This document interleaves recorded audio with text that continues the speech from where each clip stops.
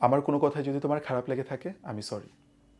আমি জানি না আমি কি করেছি, তোমার মন খারাপ কেন সেটাও আমি বুঝতে পারছি না, বাট আমার কোনো কিছুতে কষ্ট পেয়ে থাকলে আমি সরি।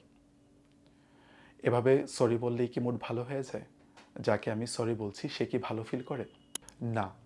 দেখা যায় যে উল্টো তার মন তো ভালো হচ্ছেই না, কিন্তু আপনি নিজেই আরও অ্যানয়েড হচ্ছেন।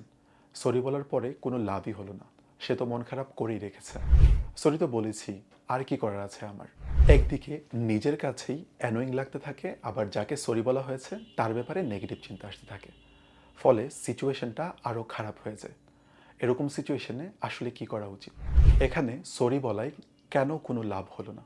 কারণ আপনি সরি বলার জন্য বা আপনার কাজের জন্য কোনো রেসপন্সিবিলিটি নিচ্ছেন না, আবার কেন সরি বলছেন সেটাও আপনি ভাবছেন না। আপনি যখন সরি বলছেন, আপনার অ্যাকশনের সাথে আপনার রেসপন্সিবিলিটিও নিতে হবে। আপনার সামনের মানুষটাকে বোঝাতে হবে যে আপনি তার মন খারাপের কারণটাকে বোঝার চেষ্টা করছেন। অনেক সময় আপনি যেটা করেছেন তার জন্য সরি না বলে আপনি যেটা করতে পারেননি তার জন্য সরি বলাটা বেশি কার্যকর হতে পারে। যেমন আপনি বলতে পারেন, আমার এই সময়ে আরেকটু এফোর্ট দেওয়া দরকার ছিল, বাট আমি দিতে পারিনি, এর জন্য আমি সরি।